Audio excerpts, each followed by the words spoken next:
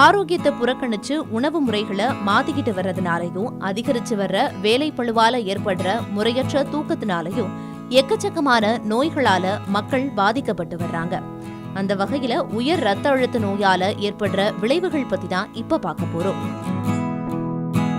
Hyper tension என அழைக்கக்கூடிய இந்த உயர் ரத்த அழுத்தம் வராம கட்டுப்படுத்த ரத்த அழுத்தத்தை 80-120 என்ற நிலையிலேயே வச்சிருக்கணும்னு அமெரிக்கன் ஹார்ட் அசோசியேஷன் கூறுது.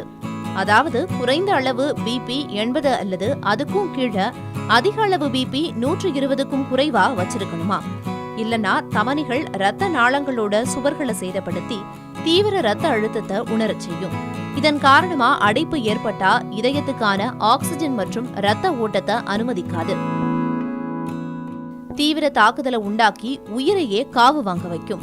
அதனால ஹை பிபி தானேன்னு அலட்சியமா இருந்தா அபாயகரமான பக்கவாதமும் மாரடைப்புமே ஏற்படும் என்று நிபுணர்கள் சொல்றாங்க. இந்த பாதிப்பு எதுவுமே மெடிக்கல் செக்அப் செய்யாத வர எந்த அறிகுறியை பத்தியும் அறிந்திருக்க மாட்டீர்கள் என எச்சரிக்கும் மருத்துவர்கள் இதனாலதான் உயர் ரத்த அழுத்தத்தை ஒரு சைலண்ட் கில்லர்னு அழைக்கிறதா சொல்றாங்க. எனவே உங்க ரத்த அழுத்தத்துல ஏற்றத்தாழ்வு இருக்கிறத குறிக்கும் சில அறிகுறிகள் இருக்கிறதாவும் அவற்றை புறக்கணிக்காம உடனடியா மருத்துவரை அணுகணும்னு அறிவுறுத்துறாங்க. அந்த வகையில கடுமையான தலைவலி, மங்கலான பார்வை, மன தெளிவின்மைய குறிக்கிற பிரெயின் ஃபாக், மூச்சு திணறல், எப்பவுமே சோர்வாயிருக்கிறது, குமட்டல் இவையெல்லாம் புறக்கணிக்க கூடாத அறிகுறிகள்னு சொல்றாங்க. இப்போ உயர் ரத்த அழுத்தத்தை கட்டுப்படுத்துறது எப்படின்னு பார்க்கலாம். வயது மூப்பு, மரபியல் மற்றும் உடல் எடை அதிகரிப்பு உள்ளிட்ட பல காரணங்களால ஹை பிபி வரும். ஆனா இத லைஃப் ஸ்டைல மாத்துறது மூலமா கட்டுப்படுத்த முடியும். அதன்படி அதிக அளவிலான உப்போ சோடியம் நிறைஞ்ச உணவுகளை சாப்பிடுறத ஸ்டாப் பண்ணணும். முடிஞ்சா வாரத்துக்கு ஒரு தடவை உப்பு சேர்க்காத உணவுகளை எடுத்துக்கலாம்.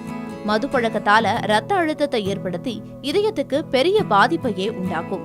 ஏற்கனவே ரத்த அழுத்தத்துக்கு சிகிச்சை எடுக்கிறவராயிருந்து மது பழக்கமும் இருந்தா வாரத்துக்கு ஒரு முறைன்னு ஆல்கஹால் எடுத்துக்கிட்டு படிப்படியா குறைச்சுக்கிறது நல்லது.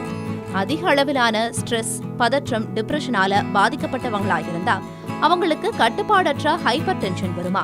அவங்கெல்லாம் கட்டாயம் மெடிடேஷன் செய்யறது, நல்ல சாங்ஸ் கேட்கறது போன்ற ஆக்டிவிட்டிஸை செய்யலாம்.